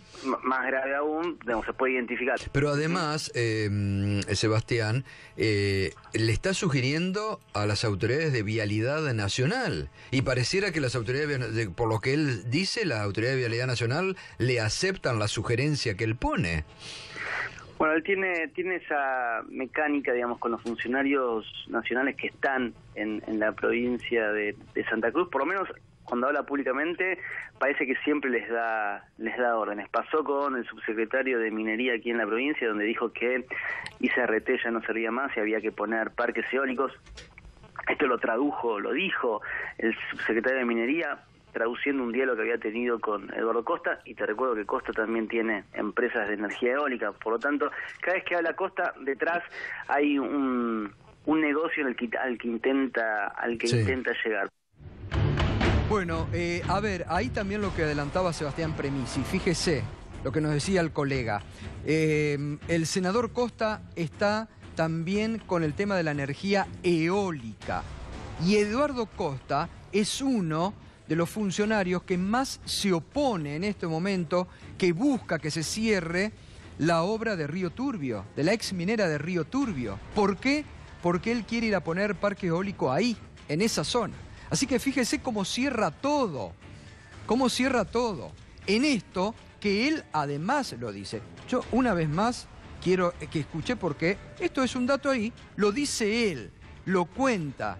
Fíjese lo que dice. Y antes de venir para acá llamé, se hicieron 2 licitaciones, me dicen que las 2 licitaciones quedaron desiertas, no hubo gente que se haya presentado para las licitaciones. Bueno, entonces le dije al de Vialidad, bueno, si con 14 millones de pesos no conseguiste 2 empresas o una empresa para hacerlo, subí el monto para que aparezca alguna empresa que pueda hacer, que le interese hacer la obra. Dice, pero si esa obra vale 13 millones, 14 millones, bueno, acá valdrá 20 millones. Levanta el valor porque necesitamos reparar. Bueno, uno supone que el Estado debe que buscar siempre el precio más conveniente, ¿no? Sin lugar a dudas. Pero además, muchas veces cuando hablamos de conflictos de intereses aparece como un concepto general. Conflicto de intereses genera corrupción. Este tipo de situaciones generan corrupción y en ese sentido no se puede soslayar, no se puede tomar tan a la liviana. Lo termina pagando el presupuesto nacional, esos sobrecostos, y los termina generando a partir de una situación de presiones de distintos actores. En este caso, la presión de los sectores políticos que buscan sobrecostos. Así es. Bueno, y no nos olvidemos de este dato. Vamos a seguir mañana con este tema, ¿no? Dueño de controla mucho el tema en la provincia de Santa Cruz, sí, tiene en la Patagonia. El hiper Tehuelche, sí. Recordemos que, como vos mencionabas, Gato, está investigado porque tiene una empresa Holmen, que es la que tiene sede en Uruguay, que es a través de la cual reingresó, dicen, dólares a la Argentina para financiar a la empresa. Hay toda una maniobra que parece ser, sacó plata del país sin pagar impuestos y la vuelve a ingresar como inversión. toda una maniobra dedicada a evadir impuestos. Esta es la causa que se está investigando y que todavía no se le cerró, por lo tanto en algún momento el senador va a tener que rendir cuentas también por esta causa de lavado de dinero. Sí, sí, sí. Y como dueño de esa cadena de hipermercados, provee cemento y materiales de construcción, ¿no? Así que, bueno, fíjese, ¿no? La doble vara muchas veces de los denunciadores en la República Argentina, el esposo de la diputada Mariana Zubi, que nos imaginamos mañana mismo estará presentando alguna denuncia en contra de su propio marido, ¿no? Bueno, ya enseguida nos vamos a sumar a los temas de actualidad, pero vecinos hoy nos acompañan de Varadero y de Villa Gesell por el tarifazo, por las tarifas impagables. En Villa Gesell se decretó ayer, se declaró la emergencia tarifaria. Buenas noches. ¿Quiénes son de Villa Gesell? De Gesell no. ¿De Gesell no hay? No. ¿De Varadero son todos? Mi nombre, me habían dicho que venían de Villa Gesell. Hay gente de Varadero. Bueno, multisectoriales. Sí, bueno, mi nombre, Gustavo, buenas noches. Hola, buenas noches. Mi nombre es David Arias, soy de la Multisectorial de Lomas, integrante de esta red nacional de multisectoriales que proponemos un ruidazo porque vemos con angustia y preocupación ya por el conurbano sur. Vamos a explicar, se han organizado distintos sectores, representantes de distintas comunidades en esta multisectorial, que son las que están iniciando acciones contra el tarifazo, ¿no? Así es una red nacional que viene trabajando hace 2 años ya. Bueno, está eclosionando esto del tarifazo por la situación en la que se vive. Nosotros estamos viendo con angustia y preocupación que las largas filas en las empresas de servicios públicos, lamentablemente, en un gran porcentaje son para pedir planes de pagos que se transforman en una bola de nieve. Bueno, brevemente hemos traído hoy a distintos sectores afectados por esta situación. Mauro Estefanici de la Asociación Argentina Electrodependientes, que va a exponer... ¿Qué tal, Gustavo? ¿Cómo estás? ¿Qué tal? Ustedes fueron uno de los primeros en ser afectados por el tarifazo. El año pasado, bueno, no he estado en este estudio, sí en el anterior, en el viejo C5N, pidiendo una ley para electrodependientes. La realidad es que esa ley se sancionó, se promulgó, se publicó en el boletín oficial. ¿Y se cumple? Así todo, el tarifazo nos sigue afectando porque hay una falta de difusión respecto a la ley. Es muy difícil que siendo electrodependientes te enteres, independientemente de las acciones en concreto que hacemos nosotros como asociación. Claro. Y en segundo término, si te enterás, el Ministerio de Salud está demorando muchísimo en incorporarte al registro. Muchísimo, te hablo de 6, 7, 8 meses, han fallecido personas esperando ser incorporadas a este registro por cuestiones de salud, así que un poco lo que venimos también a denunciar es esto, a pedir que el Ministerio de Salud resuelva de manera urgente las más de 1.500 solicitudes que tienen en trámite. Solicitamos al Poder Ejecutivo que difunda esta ley, ¿sí? Porque bueno, de no ser así, va a estar afectando de lleno en la problemática nuestra. A ver, los casos también puntuales de los que reciben las boletas, que son impagables, ¿no? Sí, bueno, acá tenemos un compañero de una recuperada. Sí. A ver, muestra, cuenten ustedes, muestren la boleta, vean, porque después los trolls acusan de que son boletas truchas, ¿no? Vamos a ver, Edenor, total a pagar hasta el 30 de agosto del 2017, 91.220,85. Esto el año pasado era, ¿no? Sí, el año pasado. ¿Y ahora? ¿Tenés este año? Sí, pasa que nosotros somos una cooperativa de una fábrica recuperada y se venía incrementando el aumento de las tarifas y no lo podemos sostener porque tenemos que llevar algo para la casa, ¿no?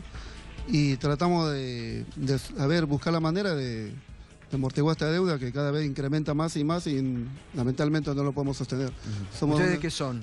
Una fábrica de montura que está acá en Villa Ortúzar, que se llamaba Hocri, y entre los compañeros tratamos de levantarla a flote, pero lamentablemente el incremento de la luz viene muy alto y no lo podemos sostener lamentablemente. ¿Ustedes, Edesur?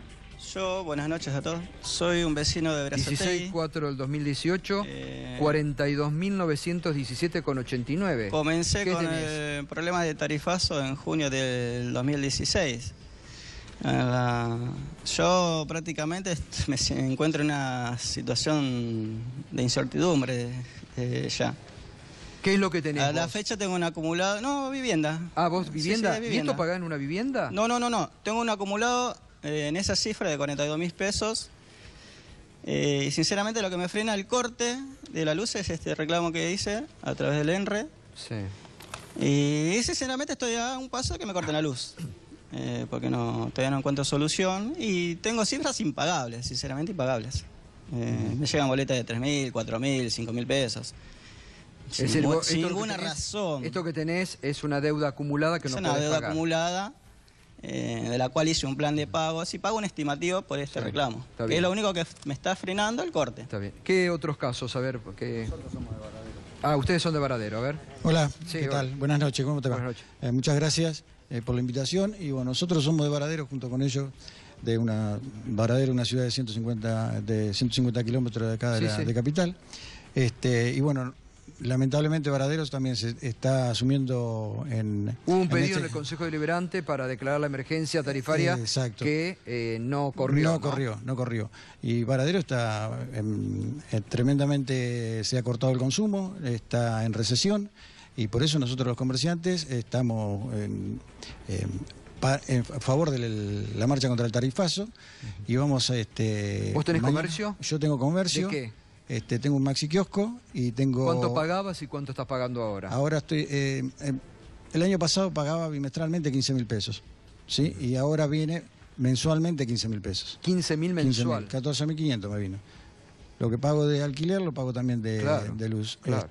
Y bueno, están todos los gastos, los impuestos, y están los gastos nacionales, municipales, y eso hace que... Todo. ¿Tu caso? Sí, yo tengo una pizzería y tengo un restaurante.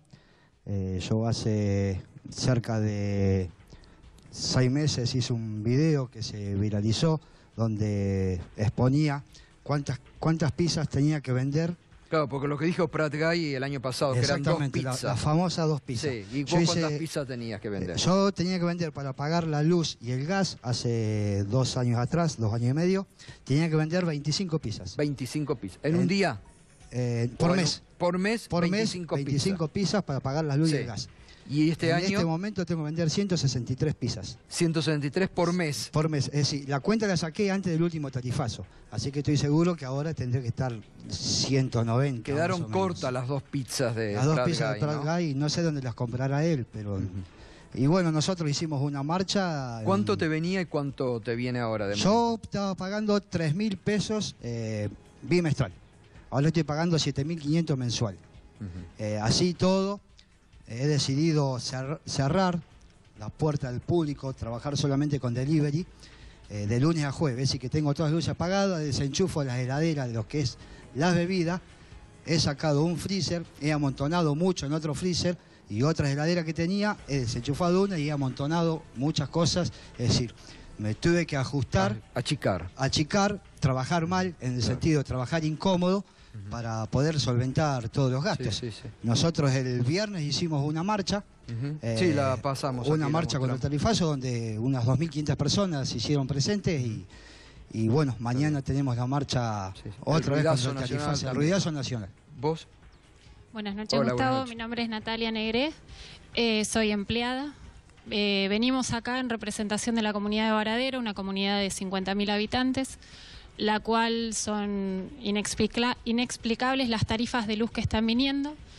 Venimos también a demostrar el descontento de la comunidad ante la presentación de los comerciantes y el bloque opositor del pedido de la emergencia tarifaria, la cual el bloque oficialista apoyó y se hicieron unas modificaciones las cuales no contemplan el reclamo tanto de los vecinos como de los comerciantes. Claro. Venimos acá a pedir y a sumar a la gente a mañana el ruidazo, no solo en la ciudad de Varadero ni en las distintas ciudades donde se están conformando y ya hay conformadas las multisectoriales, sino que en todo el país salga la gente a demostrar su descontento, porque es la única herramienta como sociedad que tenemos para demostrarlo.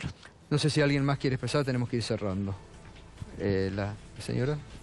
Sí, ¿qué tal? Buenas noches. Buenas noches. Nada, nosotros venimos un poquito con todos estos casos de la multisectorial en red nacional para, como dijo la compañera, convocar a todos a salir a demostrar este descontento porque creemos que este tarifazo cada vez va a ser peor.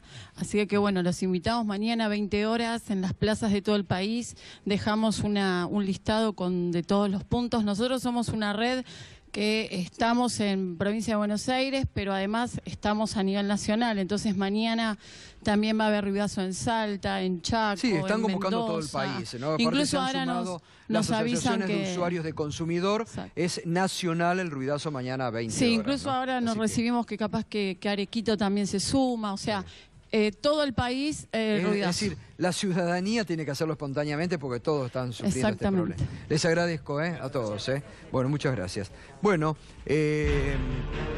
hoy el gobierno dijo que van a mantener las tarifas y que están, digamos, con el plan trazado, ¿no?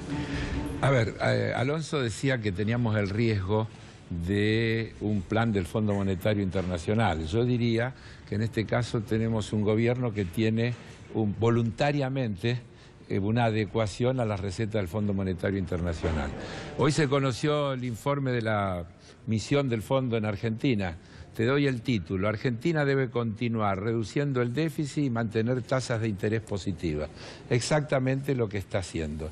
Cuando le entras en el informe en detalle, te dice que hay que seguir rebajando impuestos para que la Argentina sea más competitiva y como al mismo tiempo hay que reducir el déficit fiscal, hay que hacer un fuerte ajuste en el gasto primario para que los números cierren. Es decir, estamos en una receta típica. Las tasas positivas las empezó a aplicar Martínez de Oz. De allá para acá esa discusión estuvo siempre Ahora, planteada. ayer, por ejemplo, Federico Sturzenegger dijo, bueno, si la inflación sigue, vamos a subir las tasas. Pero eso era un mensaje para el propio gobierno. No, para una interna. Esa es una decisión que muestra que ellos están absolutamente decididos a hacer todo lo que tienen planteado sin importarle el impacto que tiene sobre la gente. Reducir el déficit fiscal significa seguir reduciendo el subsidio a las tarifas, lo cual significa que las tarifas seguirán aumentando, por ejemplo. Es decir, por eso Peña sale hoy y dice, las tarifas no se tocan. Es decir, la gente viene a hacer una cosa decorativa en el análisis. Ellos manejan cuentas y las cuentas dicen hay que bajar el déficit fiscal. Como el déficit sube por el pago de intereses, hay que seguir bajando el primario. El primario hay que meterse con los subsidios a los servicios públicos, hay que meterse con los subsidios a las economías regionales, hay que meterse con el gasto social y lo que dice el informe del Fondo Monetario, con el sistema previsional, porque advierte, dice que están los grandes desajustes que tiene el sistema de jubilaciones en la Argentina, ¿Y ahí que están abriendo al que hay que prestarle atención. ¿Están abriendo las puertas para la FJP? No dice tanto, pero mirando la historia, siempre ellos han terminado diciendo que debe haber una jubilación mínima estatal y luego un sistema voluntario donde cada uno según su capacidad, y eso se llame como se llame, se puede llamar a FJP o de otra manera, pero desde el punto de vista es lo mismo. José Urtubey, buenas noches. José, ¿cómo está? Y esto está impactando también el tarifazo en ustedes, los empresarios, ¿no? A ver, nosotros en términos industriales, en el mes de febrero anunciamos desde nuestro Centro de Estudios Económicos que creció un 8,5 interanual. Y esto debe ser leído correctamente, porque comparado con febrero del año pasado, había caído 10% febrero del año pasado. Con lo cual, creo que es importante remarcar lo siguiente. 2017 se creció un punto sobre una base imponible sumamente baja que fue 2016, que había caído 6 puntos. Las proyecciones que nosotros tenemos para 2018 es que en el mejor de los casos vamos a crecer 2 puntos. Con lo cual, todavía en el 2018 no vamos a haber recuperado 2015. Y si a eso sumás que hubo un esquema inflacionario que todavía no se logra domesticar, que hubo ajuste de tarifas, por supuesto todo el entramado PYME, el entramado industrial, el entramado productivo está teniendo muchísimas dificultades. Más allá de que algunos índices puedan hoy mostrar algo Ahora, distinto. el gobierno los tienta con los planes de competitividad que están haciendo en producción. ¿Alcanza eso? No, yo lo que digo, un poco mi posición es, señores, tengamos cuidado con estos datos y desde ya creo que todavía el desafío pendiente es una política en términos industriales, que es en definitiva lo que más y mejores puestos de trabajo genera en cualquier país. Entonces, en alguna medida, se habla de un crecimiento eventual de 2,5, el Fondo Monetario. El fondo lo bajó. 2% lo bajó hoy. Al 2 el Fondo Monetario Pero eso en términos industriales siempre es peor. Ahora, y esto José, es donde creo senador, que hay que recalibrar. pero no es solo en ese sentido. No, Eso senador, significa no, menores ingresos impositivos también. Porque si la actividad económica estaba presupuestado 3,5 y termina creciendo 2, el ingreso fiscal se va a achicar y el recorte y el ajuste que hay que hacer va a ser más grande. Por eso desde el principio lo hablábamos en tu mismo programa, Gato, hace ya un tiempo, 2 años, cuando empezó el gobierno. 2 años, yo sostenía que teníamos que ir justamente a combatir la inflación fortaleciendo oferta productiva, no a partir de una restricción de lo que era el consumo, una restricción de lo que era un enfriamiento de la economía, porque ahí quienes pagan finalmente es el entramado productivo PYME, los más Ahora, lo que uno lee, José, dice el gobierno, el fin de semana, los analistas, decían, Macri está enojado con sus ministros y ahora quiere hacer un seguimiento por los costos, porque dice que la responsabilidad de la inflación la tienen ustedes, los empresarios. Pero por eso hice un poco el raconto de qué es lo que le fue pasando a la actividad industrial.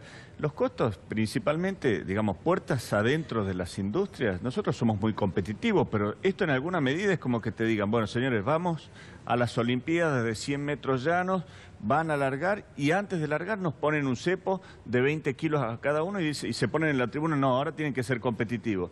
Es muy difícil. Los costos nosotros estamos trabajando, te aseguro, cuidando para ser competitivos y competir no solo con el mercado local, sino internacional. Ahora, hay cuestiones impositivas, hay cuestiones de crédito, hay cuestiones de infraestructura, hay cuestiones de mercado interno, de importaciones que obviamente te hacen tener una falta de competitividad enorme desde la industria. Ahora, Gato, ¿cuánto? Sí. Las pymes no son las que generan esa inflación. Acá estamos las grandes empresas, especialmente las que se dedican al consumo masivo, las que están generando precios por encima del mercado, generando una inflación mayor a la que se refleja por la suba de los costos.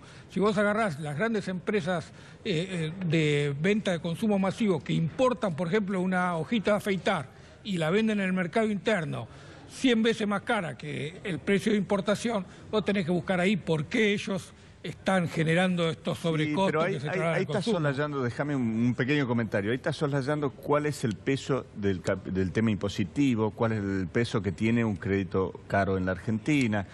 Algunos vivos podrá haber seguramente en lo que es la distribución, pero los industriales no somos formadores de precio. Y ahí es donde creo que no tiene distinción ni siquiera una pyme de una gran empresa. Senador, hay todo un problema de políticas globales. No soy senador, es hermano del senador. Ah, perdón. Es uno de mis hermanos. Perdón. Pero no importa. No importa. Se lo merece, como diría. Usted tiene que uno de los objetivos que el gobierno está planteando insistentemente es el acuerdo Mercosur-Unión Europea. Argentina, Brasil, los países cabecera del Mercosur, exportan a Europa 80% de productos primarios y solo 20% con valor agregado. E importan 80% con valor agregado. Entonces, si usted va a un acuerdo de ese tipo, va a seguir destruyendo trabajo local. El ministro de Crédito Oficial de España dice la semana pasada, cada 1.000 millones de euros que nosotros exportamos se crean en España 14.000 puestos de trabajo. Yo diría, cada 1.000 millones de dólares que aumentan las importaciones, en la Argentina se deben estar perdiendo 14.000 puestos de trabajo. No, y déjame argumentarte una cosa más. En el mes de enero hubo una conferencia de prensa conjunta entre Macron y Macri. Sí. Y en donde Los Macron, agricultores presidente de Francia, terminó diciendo, ojo que yo frente a mis productores voy a tener una política distinta, protectiva, independientemente de cómo vengan el avance de las negociaciones.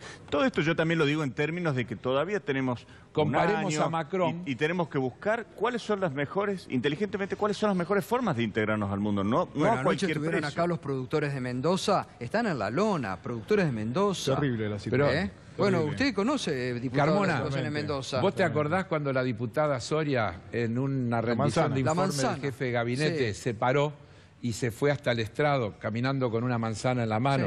Le dijo, señor jefe de gabinete, ¿sabe qué es esto? El otro dijo una manzana importada de Chile. Mientras se funden los productores de fruta del Valle, el gobierno está importando manzana de Chile. Y ahora importamos hasta soja. Sí, pero aparte, fíjate Estados Unidos, digamos, ¿no? Un minuto, José. Digo, el vino a granel, lo decían anoche los productores, se ha incrementado importando muchísimo, vino a granel desde Chile. Sí, incluso las etiquetas que son por ahí el gran vino argentino, producción de Chile, digamos, ese tipo de situaciones que nos chocan, pero el impacto que tiene esto en el pequeño y mediano productor es enorme. Este es el negocio de algunas bodegas, de unas poquitas bodegas que con esto regulan el precio del vino argentino. Nosotros, en ese sentido, tenemos que sostener iniciativas. Hay iniciativas legislativas que apuntan a restringir la importación en la medida en que no estamos en un momento en que estemos con excedentes, además, en que falten vinos, quería decir. Y una cuestión, Gustavo, que... Pero está afectando, por ejemplo, el tomate. Anoche se totalmente. Gioja, con la importación. Presentamos con Gioja una iniciativa para poner límite a la importación de tomate. El diputado Omar Félix de mi provincia ha presentado una iniciativa en relación con el vino. Bueno, hay múltiples problemas, pero quería poner énfasis en el impacto de lo energético. Tengamos en cuenta que en provincias como Mendoza o Salta, distintas provincias del oeste argentino, se riega con agua de pozo. Es agua que es bombeada, altísimos costos energéticos. Sí. Mañana hemos planteado una sesión especial en la Cámara de Diputados. Es una buena oportunidad para que los gobernadores, como el gobernador de mi provincia, que han puesto las quejas por los aumentos exorbitantes de las tarifas, manden a sus legisladores, los inviten a acompañarnos en esta sesión para tratar el tema de las tarifas y poner límites legales a estos aumentos tarifarios. Hay que retrotraer los aumentos tarifarios como mínimo al mes de diciembre. Y este tipo de medidas tienen que involucrar no solamente a los bloques de la oposición o claramente opositores, tienen que ser medidas que acompañen los diputados, los senadores que están comprometidos con Ahora, con este esto, digamos, ¿por qué a veces se ve por parte de los industriales, digo, no es tu caso, José, porque hace 2 años y medio que lo venís batallando, pero con los industriales como que están muy callados la boca cuando se sienten, cuando ellos están siendo los principales afectados también? No, fíjate que nosotros en la conferencia anual del año pasado son todos los temas que hemos planteado. Inclusive yo creo que, y sumo una variable más a analizar, fíjate el mundo y el comportamiento que está teniendo Estados Unidos en el mundo en términos de aranceles y comercialmente las políticas protectivas respecto a China o respecto a otros países. Y por otro lado, fíjate que Trump mismo cómo baja sus impuestos. Entonces, por ahí yo siento que tenemos que tener cuidado y no ir en contramano de lo que un mundo distinto y totalmente volátil está presentando hoy en la política internacional. No podemos, creo yo, seguir avanzando sin frenar y ponernos de acuerdo entre todos cuáles son un acuerdo económico y social, y donde se puedan tener esto en cuenta me parece que sería conveniente. El problema por ahí, Gustavo, es que se está apurando, por ejemplo, Mercosur, Unión Europea se quiere firmar, hay indicios de que en mayo quisieran firmarlo. Es un acuerdo que va a tener un impacto muy fuerte en la producción y el trabajo nacional. Igual no va a pasar, porque Rajoy le dijo, el amigo español, le dijo el otro día al presidente que en el mejor de los casos se va a firmar un acuerdo de referencia, pero que los tratamientos específicos respecto de qué se importa y qué se exporta van a tener que quedar para más adelante. Es muy porque en realidad tienen los problemas que tienen ellos. Esto que le dijo Macron en su momento también a Macri cuando se reunió, que le dijo: mire, yo no puedo resolver el problema de que entren los productos agrícolas, me van a matar los agricultores de mi país. Lo que pasa es que nosotros no tenemos una política simétrica en la Argentina, ese es el problema. Me disculpan, ahora seguimos, nos metemos porque para eso también lo convocamos esta noche al diputado Guillermo Carmona, que es integrante de la comisión investigadora de saber qué pasó con el submarino Ara San Juan. Ayer estuvo el ministro Oscar Aguad, pero hoy, mire, la impresión, anoche lo hablábamos con Luis Tagliapetra, ¿no? En varios momentos le dijeron mentiroso a Aguad. Usted nos miente, usted nos ha mentido, mentiroso. Fíjese la sensación que ha quedado. Esta mañana hablamos con Claudio Rodríguez, que es hermano de un submarinista muerte. La síntesis perfecta hizo. Mire lo que expresan los familiares y hablamos con Guillermo de este tema. Los familiares, yo creo que nos hemos ido la mayoría recontra conforme, hasta inclusive lo manifestaron ahí, familiares que iban a hablar con él semanalmente aquí al Ministerio de Defensa. Ayer le hicieron de todo, ¿no? Porque realmente nos está haciendo dar vueltas, y inclusive a algunos familiares le solicitamos que renunciara si no estaba apto para, ¿no? Al cargo que se empeña. Digo, realmente quiso quisiera vender, vamos a ponerle así, a la Cámara de Diputados y Senadores una realidad que no existe y que se la desenmascaramos entre todos los familiares, ¿no? Y realmente, bueno, ya estamos cansados del verso, el chamullo, en esto no podemos chamullar más porque en esta circunstancia y de esta manera como él está planteando la situación, no lo vamos a encontrar nunca jamás, señor Marino, ¿no? Quedó la sensación como que Aguad tiene un desconocimiento notorio sobre lo que pasó con el ARA San Juan, ¿no? Yo creo que se hace el que no conoce. Peor aún, entonces. Peor, es peor. El ministro Aguad tuvo 5 meses de coaching. 5 meses. Durante 5 meses no habló del tema prácticamente. No habló del tema en la Cámara de Diputados ni en la Cámara de Senadores. No se resistieron a que se conformara la comisión bicameral y se resistieron a que fuera a la comisión bicameral. Más de un mes hemos estado esperando que el ministro fuera. 5 meses a la espera de que el ministro nos explique qué es lo que ha ocurrido. Y ayer fue, la verdad que los 5 meses mucho efecto no han tenido, porque nos encontramos con un ministro que incurrió en múltiples contradicciones, que aportó información insuficiente, que contradijo al jefe de gabinete, información que hemos recibido, que se lo ve parado además en el medio de la interna entre distintos sectores de la Armada Argentina. Eso es tremendo. Una situación muy compleja. Creo efectivamente que el ministro sabe mucho más de lo que dice. Creo que el ministro está buscando desligarse de responsabilidad abiertamente y para eso ha utilizado 3 dispositivos. Por un lado, hacer referencia al dolor de los familiares, tratando de quitarle razonabilidad a los planteos de los familiares. Por otro lado, alegando el secreto de Estado. Le aclaramos al ministro Aguad que para la comisión bicameral no hay secreto de Estado, que el ministro en todo caso tiene que pedir una reunión reservada para hablar con diputados y senadores. Y en tercer lugar, haciendo referencia a la intervención judicial, como que él no puede brindar cierta información porque está investigando la justicia. Son 3 vías de escape que ha intentado utilizar el ministro, pero las contradicciones han sido muy graves. Ahora, ayer, mientras el ministro daba explicaciones, se conoció, varios diputados se lo dijeron, un nuevo documento secreto que habla que ya el año pasado, fines del 2016, un nuevo informe decía que el submarino San Juan no estaba en condiciones de navegar. El ministro afirmó que el submarino estaba en condiciones de navegabilidad. Desde ese argumento intentó deslindar responsabilidades en el control de parte del Ministerio y de la Armada de las condiciones del submarino. Ha quedado claro que el ministro tenía información del estado de la embarcación y ha quedado claro además que obviaron tanto el ministro Aguad como su antecesor, el exministro Martínez, dar cumplimiento a una auditoría que en el mes de diciembre se realizó, es conocida como el informe Lezana, realizado por un inspector de la Armada Argentina, en donde se da cuenta de una serie de reparaciones que debían hacérsele al submarino. Tengamos en cuenta que el gobierno recortó 4.600 millones de pesos a las Fuerzas Armadas, entre los cuales se destacan las áreas de producción para la defensa, que es donde se producen las reparaciones de este tipo de embarcaciones, por ejemplo en Tandanor. En Tandanor incluso despidieron personal. Bueno, este tipo de situaciones lo ponen en una situación de responsabilidad al ministro. Creemos que hay que seguir preguntándole, seguir investigando. El ministro, por ejemplo, Gustavo, negó las actividades de inteligencia que realizaba el submarino, contradiciendo información que está... tenemos la documentación que ha sido remitida por el propio jefe de gabinete.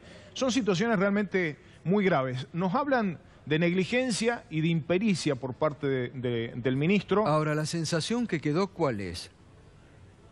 Primero, que se tapan, que hay encubrimiento, sería gravísimo. Primero, interna, Gustavo, está claro que hubo una interna, ¿no? Porque están desautorizándose entre la misma Armada, el ministro realmente tratando ayer de escapar, los propios familiares que se lo dejaron en más de una oportunidad, nos mintió, nos siguen mintiendo. Ahora dicen, vamos a traer equipos para encontrarlo en los próximos días. ¿Es viable eso? Bueno, en primer lugar, el ministro se ha escudado en brindar información que tiene, bajo estos argumentos que le decía, secreto de Estado y actuación judicial. Primer tema, el ministro tiene información que aún tiene que brindar a la comisión. Yo, por ejemplo, le pregunté al ministro sobre la calificación del estado del submarino en el momento en que salió de Ushuaia, porque él siempre destacó el momento en que la embarcación salió desde Mar del Plata. Ahí el comandante le puso de 5 puntos de la evaluación, 4.25. Ahora, no brindó la información que le pedimos explícitamente, por eso es insuficiente lo que ha informado, cuando sale de Ushuaia. Esa información el ministro la tiene que aportar y tiene que informar a la comisión aquellos aspectos que están, según él, bajo el secreto de Estado o en situación de investigación judicial. Por otro lado, Gustavo, ayer el reclamo de los familiares ha sido muy duro. Sí. Los familiares, realmente hemos tenido momentos conmovedores en la audiencia, en donde los familiares piden lo que vienen pidiendo hace 5 meses, que continúe la búsqueda, que se pongan los recursos del Estado necesarios para realizar esa búsqueda, y el gobierno viene estirando. Hoy están haciendo con esto de la contratación de lo que se denomina un torpedo AV, lo que tendrían que haber hecho hace 3 o 4 meses atrás, Gustavo. Claro. Esto indigna, esto nos marca falta de voluntad política en que se sepa la verdad. Si no se encuentra el submarino, va a ser muy difícil conocer la verdad. Por eso pesa una gran responsabilidad en el ministro en agotar las instancias de la búsqueda del submarino. Hoy nadie lo busca, ¿no? Ayer dijo que habían 2 embarcaciones. Sabemos que en los últimos días no han habido embarcaciones. Bueno, realmente hay una falta de compromiso enorme de parte del ministro, de parte del gobierno, de parte del presidente, en definitiva. Bueno, vamos a ver qué pasa, porque ahora el compromiso es que van a contratar a estas empresas. Uno de los empresarios estuvo con ustedes hace Había estado hace 15 días aproximadamente. ¿Le parece viable o la propuesta que hicieron? Yo pedí opinión técnica, no correspondía que la comisión investigadora evaluara, porque no es su función, pero a pedido de los familiares lo recibimos a este empresario, que de acuerdo a la información técnica que me dieron, es una tecnología que sería útil para la búsqueda. Ahora, esto no se resuelve solamente con esa tecnología AV. Hace falta un conjunto de dispositivos que tienen que actuar complementariamente.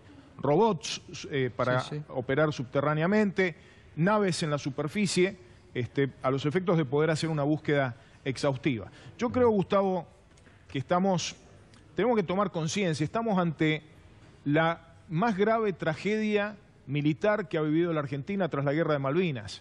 Y lo dramático es que ha sido vivido en tiempo de paz. Este tipo de situaciones no puede quedar en una nebulosa. No podemos seguir esperando meses y meses para que los funcionarios den explicaciones. Los funcionarios se tienen que hacer cargo de sus funciones. El ministro Aguad ha demostrado ayer haber actuado con negligencia, con impericia, y en ese sentido la comisión ya ha anticipado, varios anticipamos la necesidad de que el ministro vuelva a comparecer y que algunos funcionarios de su gabinete también comparezcan. Bien, gracias, Guillermo. Gracias, Gustavo. Carlos, ¿en qué momento estamos? En una línea, yo tengo que ir cerrando, de la economía, digo. ¿El gobierno dice está todo bien? En un momento, como muestran esas encuestas que hace un ratito pusiste, donde todo el mundo percibe que estamos en un proceso recesivo. 1/3 de la capacidad industrial instalada ociosa.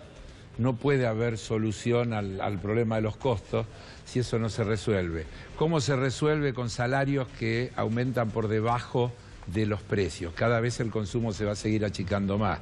Es decir, estamos en un proceso de ajuste que podríamos discutir si es gradual o shock, pero lo que no podemos discutir es que estamos en el medio del ajuste. José, ¿y el gobierno, si no cambia el rumbo que sigue sosteniendo, a dónde vamos? No, yo lo que creo es que justamente hay un desafío enorme todavía en recuperar la economía. No hay cifras que avalen un sendero drástico de recuperación, sino más bien, como te digo, algunos sectores están mejor y otros no tanto. Sí creo la necesidad de, más allá del diálogo que pueda haber con el gobierno, buscar un modelo de desarrollo industrial. Vos bien decías recién, es peor, es el 39%. Bueno, yo lo dije para no parecer alarmista. Según fuente INDEC. Y me parece que, si bien es un dato que venimos un poquito mejor, hay que tener conciencia que 2016 y 2017 fueron años muy duros para la industria. Gracias, José, gracias, Carlos, gracias, Guillermo. Pausa, ya volvemos.